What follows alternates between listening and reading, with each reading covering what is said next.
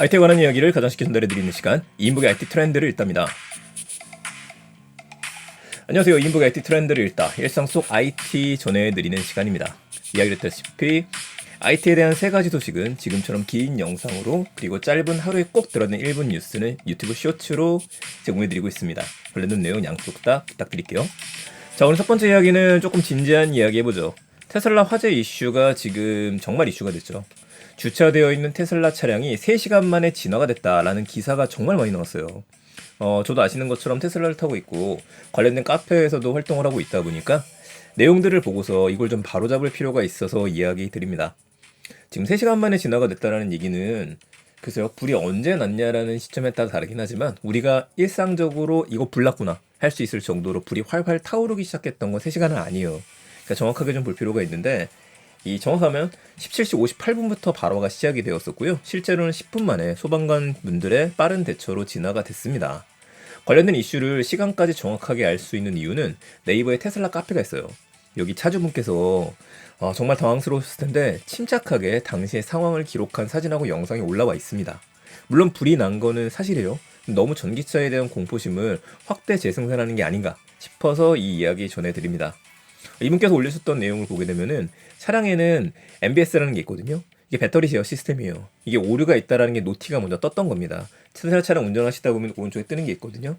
제가 화면에 보여드리는 이 사진은 아니에요. 요거는 그 미국에 있는 테슬라 클럽의 이미지가 올라온 걸로 대체를 했고, 테슬라 카페에 있는 사진하고 영상은 외부 공개가 원칙적으로 금지가 되어 있기 때문에 제가 그걸 퍼오진 않았습니다. 한글로는 대충 이런 식으로 또 나오는 겁니다. 자, 그렇다면은 이 오류가 발생한 메시지가 떴었을 때 침착하게 먼저 주차를 하고서 테슬라 센터 쪽이랑 얘기도 하고, 또 견인 차량을 이용을 해서 가까운 강서 센터 이쪽에다가 주차를 했던 거예요. 그러다가 이상한 소리가 들려갖고 침착하게 영상도 찍고 소방관분들한테 신고도 해서 와서 상황을 지켜봤는데, 결국에는 이제 배터리를 열어서 올 수 있는 방법 이런 것들이 없다 보니까 몇 가지 소리가 나게 되면서 불씨로 번지게 됐었던 겁니다. 정말 활활 타올랐긴 했었죠. 심적으로도 큰 충격이 있으셨을 것 같아요. 정확한 화재의 원인은 BMS 때문인 것 같긴 합니다만 이건 아직까지 우리가 예측할 수는 없습니다. 테슬라 측에서 분석이 끝나고 난 다음에 발표될 걸로 예상이 됩니다. 그래서 이거는 전체적으로 우리가 봤을 때 앞으로 어떤 기준이 좀 나와야 되냐면은, 테슬라뿐만 아니라 전기차에 관련된 보다 적극적인 대응책이 전체가 필요할 것 같아요. 전기차 업체들이 위험성에 대한 것들을 조금 더 자세하게 이야기할 필요가 있겠죠. 또 차주 입장에서도 우리가 발생할 때에는 대체를 어떻게 해야 되는지, 뭐 프렁크를 열어야 된다, 뭘 열어야 된다 순서들이 있거든요. 근데 쉽게 되어 있진 않아요. 이걸 어떻게 해야 되는지에 대해서 지침이 좀 있어야 되고, 또한 이런 사고가 발생했었을 때 보험의 영역이 있겠죠. 언제까지 어떤 식으로 보험에서 영향을 받을 수 있을 것인지, 우리가 보상을 받을 수 있는 것들인지, 이거에 대한 것들도 깔끔하게 좀 하나의 정리된 지침이 나와야 되지 않나 싶습니다. 지금 전기차만 문제가 되는 게 아니라 배터리에 대한 것들은 테슬라만 문제가 됐던 게 아니에요. 그동안에 계속 화재에 대한 이슈도 있었고 급발진에 대한 이슈도 항상 있어 왔습니다. 그리고 앞으로는 전기차 충전기도 많아질 거기 때문에 그럼 충전기에 대한 위험성들도 있는 거거든요. 자칫 잘못하면은 다시 한번 또 이제 과도한 우리가 위험성에 대한, 물론 이제 위험에 대한 것들을 대응을 해야겠지만 아파트 지하 주차장이라든지 이런 데 문제점에 대한 것들 나오지 않을까 싶네요.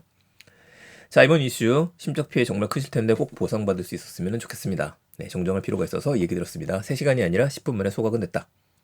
자, 두 번째 얘기가 보죠. 오늘의 메인 소식인데요. 중고 거래하면은 요즘에 뭐 당근이지만 이 시장의 원래 절대 강자는 중고나라였었어요. 그래서 평화로운 중고나라라는 얘기를 듣기도 했었죠. 자, 중고나라가 직거래의 불편함을 해결하기 위해서 편의점에 물건을 맡겨서 거래하는 서비스를 출시를 했습니다. 이 대상이 되는 편의점은 모든 편의점이 아니라 세븐일레븐입니다. 택배 거래와 직거래 장점 한 번에 라는 키워드를 가지고 있는데, 판매하는 방법은 쉬운 겁니다. 만약 여러분들이 물건을 판매하고자 한다면 편의점 우리 집 근처에 있으니까 여기다 맡겨야지, 이건 아니에요. 입고시킬 편의점을 3개 정도 선택을 해서 이 3개 선택한 것 중에서 구매자가 난 여기서 받겠습니다 라고 선택을 하는 거예요. 그럼 판매자 입장에서는 구매자가 여기 편의점이 편하네, 이걸 확인하고 난 다음에 그 편의점에다가 맡겨 놓으면 되는 것들이죠. 바코드를 스캔해서 맡기라고 되어져 있는데, 조금 더 절차를 보게 되면은 편의점 픽업으로 선택을 하고 난 다음에 이제 중고나라 페이로 결제를 해야 돼요. 결제가 미리 선결제 이루어지는 겁니다. 대신에 아무거나 결제하는 게 아니라 중고나라 페이로만. 이것도 활성화시키려고 하는 것 같아요. 자, 주문 확인 끝나고 나면은 입고 교환권 바코드가 있고, 이 픽업 교환권을 내고 난 다음에 스캔을 해서 가지고 가시면 되는 것들입니다. 그런데 왜 도대체 중고나라가 하필이면은 세븐일레븐하고 했느냐? 이건 이유가 좀 있어요. 세븐일레븐은 롯데죠. 롯데가 롯데 쇼핑 쪽에서 2022년도에 이미 중고나라의 지분을 93% 정도 인수한 사모펀드가 있습니다. 이 사모펀드에 300억 원 가량을 투자를 했어요. 그래서 롯데가 93% 갖고 있는 게 아닙니다. 사모펀드에 300억 원 정도를 투자를 해서 둘이 밀접한 관계를 이미 갖고 있었던 겁니다. 롯데 입장에서는 중고나라를 더 많이 키우고 싶은 생각도 있겠죠. 과연 이번에 이 비대면 거래 서비스가 잘 될지는 우리가 지켜봐야 될 것 같아요. 일단 3개월간은 거래에 대한 수수료가 없다라고 하는데 그 다음에 거래 수수료가 얼마나 되는지도 봐야 될 것 같고요. 특히 편의점주분들하고 아르바이트생분의 업무가 좀 가중화될 수 있기 때문에 이거에 대한 우려도 지금 나오고 있는 상황입니다. 여기서 조금 더 진화하게 된다라고 한다면 택배 서비스도 편의점에서 바로 배송하는 퀵 서비스 이런 것도 정책이 되지 않을까 싶네요. 자, 중고나라 편의점 비대면 거래 서비스 이야기 드렸습니다. 마지막 얘기는 간만에 웹3 이야기 한번 하죠. 마스터카드에서 마스터카드 아티스트 엑셀러레이터라는 이제 다소 좀 긴 이름의 서비스를 내놨습니다. 영어로 좀 되어져 있는데 간단히 이야기하자면은 신인을 발굴하는 거예요. 5명 정도의 아티스트들을 발굴을 하고서 이제 그분들도 교육을 시키고 또 NFT를 만들어서 하나의 커뮤니티를 만들고 서로 소통할 수 있는 부분을 우리가 추진을 하겠다라고 이야기를 했던 겁니다. 지금 당장 이게 추진되는 건 아닌데 스프링 오브 나왔으니까 봄이에요, 봄. 올해 봄에 이게 런칭을 한다라는 얘기가 나오는 것들이고요. 업데이트를 계속해서 받아오면 되는 것들이고 일단 이거는 폴리곤 네트워크를 썼어요. 그리고 이 마스터카드 뮤직 페스라고 하는 NFT를 앞으로 출시를 한다고 하니까 이거를 먼저 구매를 한 다음에 혜택을 받아볼 수 있다라고 이야기를 하네요. 저도 좀 궁금한 부분이 있어서 이게 정식으로 좀 나오게 되면은 관련 서비스 조금 더 살펴보고 이야기 드리겠습니다. 제가 작년 말에 웹3가 제일 먼저 적용이 될 수 있는 가장 좋은 방법은 아티스트 그리고 엔터테인먼트, 공연 이야기라든지 이쪽을 이야기 드렸었는데 많은 회사들 역시도 이쪽에 포커스를 두고 있는 것 같습니다. 자, 오늘 IT에 대한 이야기 여기서 마치도록 하겠습니다. 마스터카드 이야기 드렸었고요. 웹 3.0에 대한 이야기, 중고나라, 편의점 비대면 거래 서비스 이야기, 그리고 테슬라 화재 이슈 이야기 드렸습니다. 오늘도 좋은 하루 되시고요. 저는 내일 또 더 재밌는 이야기들 가지고 찾아뵙겠습니다. 감사합니다. 일상 IT였습니다.